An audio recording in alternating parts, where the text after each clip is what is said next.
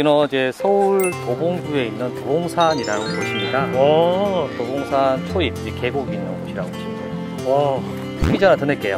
오. 서울에 25개 자치구가 있는데 이 중에 산 이름이 들어가 있는 구가 2개가 있고요. 강 이름이 들어가 있는 구가 4개가 있어요. 한번 맞춰보세요. 자, 일단 산 이름이 들어가 있는 구 2개. 여러분 지금 하나의 정답을 알 텐데.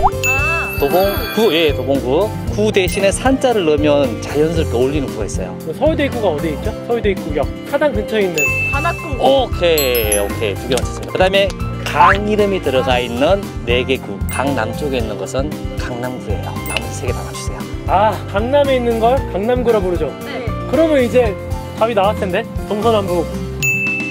강동구, 강서구, 강북구. 맞췄습니다. 그에게 주어지는 합성권. 와. 도봉산의 이름을 딴 구, 도봉구. 한번 도봉산을 한번 올라가 보도록 하겠습니다. 가시죠.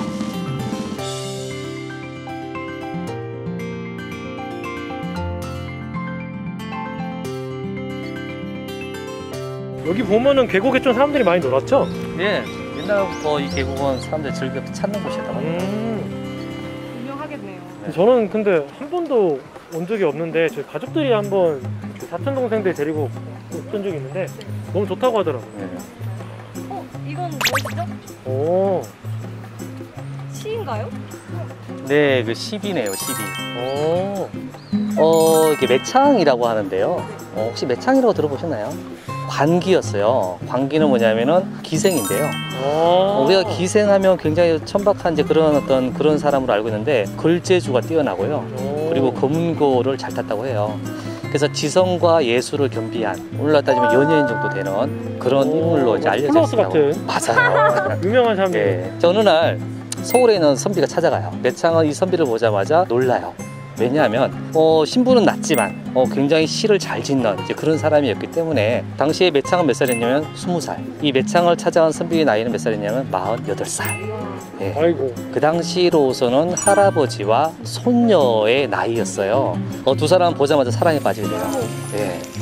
그러다가 이제 유희경은 다시 서울로 올라오게 돼요. 매창과 헤어지게 되죠. 그러다가 무슨 전쟁이 터졌냐면 임진왜란이 터진 거예요. 이별을 했는데 더 이상 만날 수가 없는 거죠. 그래서 매창은 그 이별하는 그것을 시로 노래를 했어요. 봄에 헤어졌는데 가을이 돼도 찾지 않고 이 이유는 너무나 멀리 떨어져 있다 라는 시를 남기게 되죠. 이 시를 듣고서는 유희경이 또 화답을 해요. 둘은 이제 만나고 싶어도 만날 수가 없었던 거죠. 자, 유희경은 임진왜란 뭘 했냐면 천민신분을 탈출할 수 있는 한 가지 방법이 있어요. 의병으로 출전하면 천민신분을 해방시켜주는 그런 게 있었다고 해요.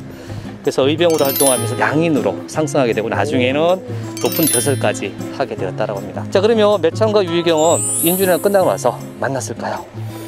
살짝 이게 인생이 너무 드라마틱하니까 네. 안 만나지 않았을까? 만났어요. 자, 만났을 때는 이 두 사람이 헤어지고 나서 한참 시간이 흐르고 났었어요. 유희경 같은 경우는 그 당시 나이가 63세, 매창도 나이가 많은 사람이었겠죠. 평생을 그리워하다가 15년 만에 만났어요. 15년 만나가지고 부안에서 한 열흘 동안 여행을 다녔다고 해요. 그러고 나서 유희경은 다시 서울로 올 수밖에 없었어요. 왜냐하면 유희경 가족이 있었기 때문에. 그래서 헤어지게 되고 매창은 또다시 유희경을 그리워하고 유희경도 마찬가지였겠죠. 그리고 나서 몇 년 후에 매창이 죽어요. 아이고. 그래서 이 매창은 죽고 나서도 유희경한테 죽음을 알리지 말라라고 했더래요. 그래서 유희경은 늙을 때까지 매창의 죽음을 알지 못하고 그리워하면서 살았다. 이런 이야기였습니다. 우리 역사상 매창이라는 이름이 또 하나 있어요. 퀴즈인데요. 이분의 이름은 매창이기 때문에 이름을 말하는 게 아니고 누구의 누나예요, 이 사람이. 강릉 사람이에요. 어머니도 되게 유명해요. 어머니 이름이 신사임당이라고 해요. 그래서 이 사람도 어렸을 때 시와 예술에 능통했기 때문에 거의 뭐 소사임당으로 별명을 불렀다라고 하는데요.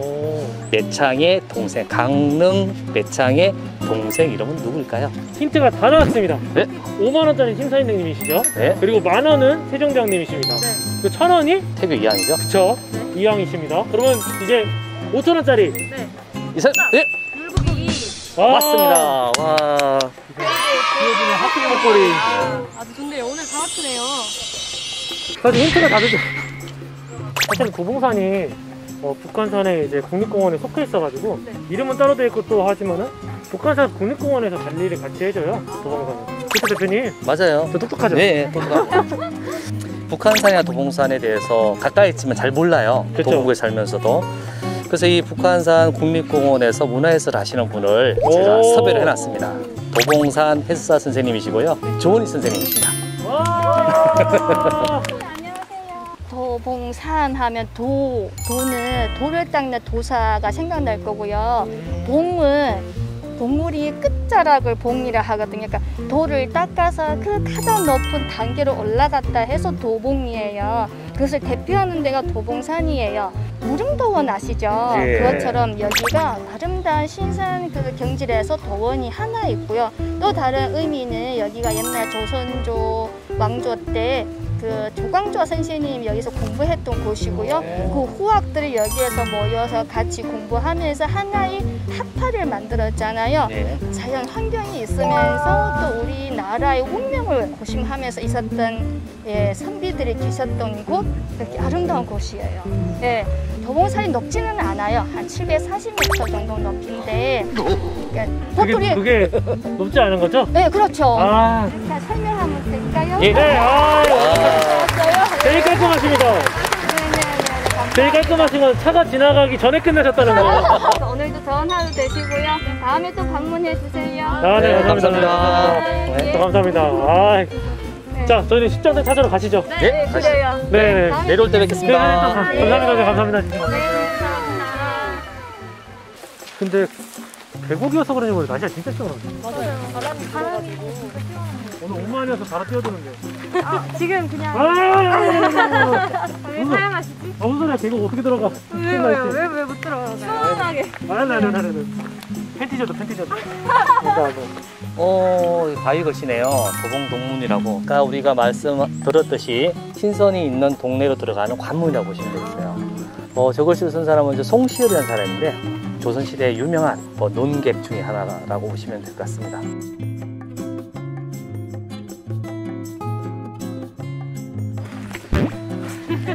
힘드시죠?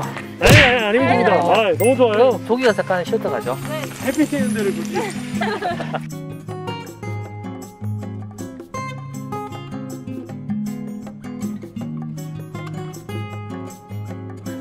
여기는 이제 김수영 시비입니다. 네, 김수영 시비인데 김수영은 되게 유명한 시인이세요. 1921년도 태어나가지고 1968년도 돌아가셨어요. 48세에 돌아가시게 되는데 1921년 태어났기 때문에 일제강점기 시대를 지났고요. 그렇죠. 그 다음에 1950년 6.25 전쟁을 겪으셨어요. 그리고 1960년 4.19도 겪으셨어요. 그런 어떤 시대의 굴곡진 역사를 다 만나셨던 거죠. 그러다 보니까 그의 시에는 여러 가지 저항이라든지 자유라든지 이런 것들을 노래하는 시들이 많습니다. 48세라고 하는 젊은 나이에 돌아가시게 됩니다. 당시에 김수영을 추모했던 많은 무린들이 모여서 성금을 모아가지고 이 비석을 만들게 되었어요. 그래서 이 비석은 김수영의 묘 바로 옆에 놓여지게 되었던 거죠. 돌아가시기 보름 전에 쓰신 시가 있어요. 그 유작이 바로 풀이 눕는다라는 거예요. 풀이 눕는다. 바람보다 더 빨리 눕는다. 바람보다 더 빨리 울고 바람보다 먼저 일어난다. 그래서 김수영은 이 여기에서 나오는 시 중에 풀이 누구고 바람이 누구다라고 하는 것을 밝히진 않았어요. 그래서 여러 사람들이 해석을 하는데 풀이 어떻게 보면 그 당시에 살아왔던 민중들 이런 사람들이었고 바람은 풀을 눕히잖아요. 이렇기 때문에 그들을 억압하는 하나의 권력이다. 이렇게 해석을 할 수도 있다라고 합니다. 자, 12 너머로 저 철조망 너머로 넓은 터가 하나 있는데요. 저곳이 바로 도봉 소원터예요. 좀 더 가까이 있는 곳을 한번 가보도록 하겠습니다. 네, 가보시죠.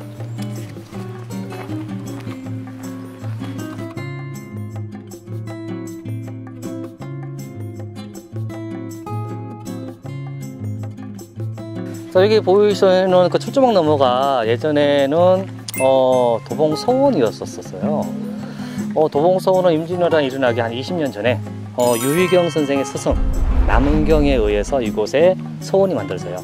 그러니까 서원은 조선시대 뭐 대표적인 교육기관이라고 보시면 되겠습니다. 그래서 사당이 있고 교육공간이 있고 이렇게 있는 곳인데 고종 때 와서는 전국에 있는 서원들이 대부분 없어져요. 왜냐하면 서원에 국가의 예산이 너무 많이 투입이 되기 때문에 싹 없애려고 했는데 다 없애면 안 되겠죠. 그렇죠. 나오시면 안 되죠. 몇 개는 남겨놔요. 47개를 남겨놓는데 여기는 없어졌어요. 네, 없어졌다가 1970년대 와서 도봉구에 있는 유지들 분들이 모여가지고 전체 서원을 복원하기는 힘드니까 저쪽에 사당만 만들자 해서 사당만 복원이 됐었어요. 그러다 사당만 복원됐던 상태로 쭉 가다가 나중에 이거 한번 발굴해서 전체를 발굴해보자 해서 발굴을 하게 돼요. 2011년도에 발굴을 하다 보니까 땅을 팠겠죠. 땅을 파서는 서원의 유적이 나와야 되는데 생각지도 못했던 다른 유적이 나와서 깜짝 놀랐다고 합니다. 상상치 못할 유물. 그게 바로 뭐냐면은 절이었어요. 아이고. 예, 절의 이름이 영국사였어요. 영국사를 몰아내고 서원이 생겼는지 아니면 영국사가 이미 폐사가 되고 나서 그 터에 서원이 생겼는지는 알 수는 없지만 어쨌든 발굴하는 과정에서 불교 유물이 굉장히 많이 쏟아집니다.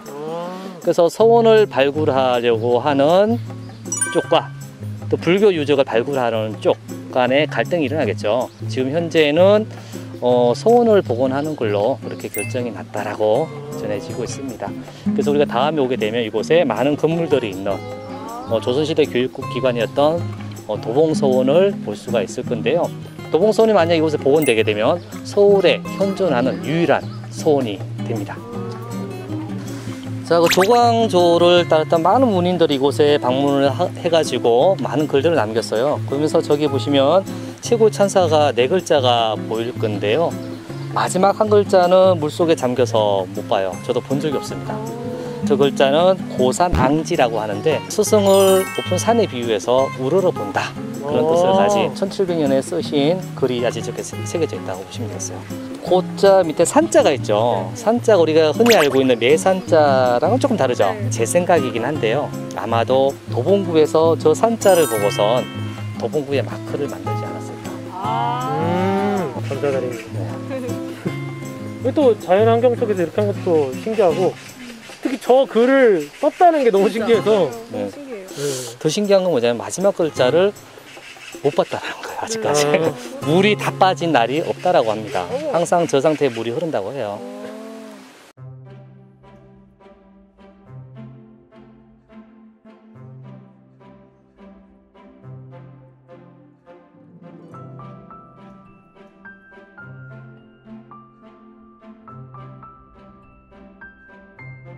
여기가 어디다 대표님? 여기는 뷰 맛집이라고 해요. 여기가 천축사 내에서도 가장 위쪽이라고 보시면 돼요. 가장 뷰가 좋은 그런 곳이 바로 이곳이라고 보시면 되겠습니다. 여기 보이는 데가 도봉구예요. 도봉구도 보이고 노원구도 보이고. 감독님께서 다 찍으셨겠지만은 저희 앞에는 아주 이쁜 뷰가 있거든요. 그렇죠. 아, 우리 집 청년을 봤네요. 두 분은 여기 올라오신 거 어떠세요? 건강해지는 기분이었어요. 맞아요. 건강해지고 수명이 길어지는 느낌. 이렇게 뷰가 좋은 곳에 절을 지은 사람이 누구냐면은 신라 시대 때 건축 붐을 일으킨 분이 계세요. 의상대사. 그분이 전국에 있는 사찰 거의 다 지었어요. 그분이 여기 오셔가지고 이 천축사라고 하는 절을. 그분은 진짜 대단하신 게 모든 산이 다 타신 거 아니에요? 그렇죠. 그러다 이게 1960년대 또 한번 유명해져요. 왜 왜요? 그러냐면은 저기 보면 양건축물이 있어요. 3층짜리. 저기 이름이 무문관이라고 하는데 네. 문을 없앴다는 거예요. 없앨 문자, 문자 해가지고 문을 걸어 잠그고 6년 동안 수행을 하신 적이 있어요. 그래서 여기에는 1965년도에 저 건물을 짓고 많은 스님들이 오셔가지고 6년 동안 수행을 하시는 거죠. 세 분 스님께서 6년 수행에 성공하셨대요. 성공하셨는데 그 중에 2분은 수행하시고 나서 이제 돌아가시게 되는. 이제 그만큼 6년 동안 무문관 수행이라는 게 되게 목숨을 걸고 해야 되는 그런 수행 방법이라고 합니다. 우리 이제 저 밑에 보이는 숲새로 다시 내려가 볼까요? 대표님 저희들의 이제 길잡이가 돼주시죠. 알겠습니다. 일어나시죠. 불러 떨어질까? 네, 오늘 촬영을 마무리하는 단계가 왔습니다, 여러분. 너무 고생하셨습니다. 음식이 있어서 바로 먹고 싶긴 하지만 두 분의 소감을 좀 들어보려고 하는데요. 네. 두 분의 소감 좀 듣고 싶습니다. 오늘 투어 하시면서 이 마을 투어 어떠셨는지 좀 말씀 좀 들어볼게요. 일단 너무 뿌듯했어요. 이렇게 멋진 뷰도 보고 송충이 구경도 많이 하고 자연 친화적으로 행복했습니다. 저는 일단 창포원이랑 도봉산이 저희 동네잖아요. 저는 근처에 있어서 알고 있었는데 사실 한 번도 잘 와보지 못했단 말이에요. 근데 이번 기회에 이렇게 오게 돼서 너무 뿌듯하고 너무 즐거웠습니다. 감사합니다. 네, 오늘 도봉산 투어 여기서 마무리하겠습니다. 오늘 플러스 팀 지성님과 수아님 그리고 유한주 대표님과 제가 오늘 재밌게 투어를 마쳤는데요. 투어에 대해서 우리 유한주 대표님께서 말씀이 필요하다 해가지고 좀 마이크를 넘기겠습니다. 자, 오늘 우리가 도봉산이 품고 있는 여러 가지 보물들을 찾아봤습니다. 이러한 것들을 여행 상품으로 만들어 가지고 아래에 보시면 아래에 여행 상품을 설명해 놓았기 때문에 이것을 참조해 주시면 고맙겠습니다. 네, 그러면 여러분 아래에 있는 것들 참조해 주시고 마을 투어 궁금하시면 찾아주시면 감사하겠습니다. 오늘 여기서 마무리하겠습니다. 감사합니다. 와, 맛있게 먹자. 분위기가 좀 진지해진 것 같아요. 혹시 진지 드셨나요? 이게 그 베를린 장벽이라고 합니다. 네, 베를린이 어느 나라인지는 알고 계시죠? 당연하죠. 캐나다죠, 캐나다. 독일이죠, 독일. 그죠? 지성 씨가 모르는 것 같은데 지금. 저도 솔직히 알았거든요. 다 드셨습니다. 이타원. 정답! 예? 이태원! 맞습니다.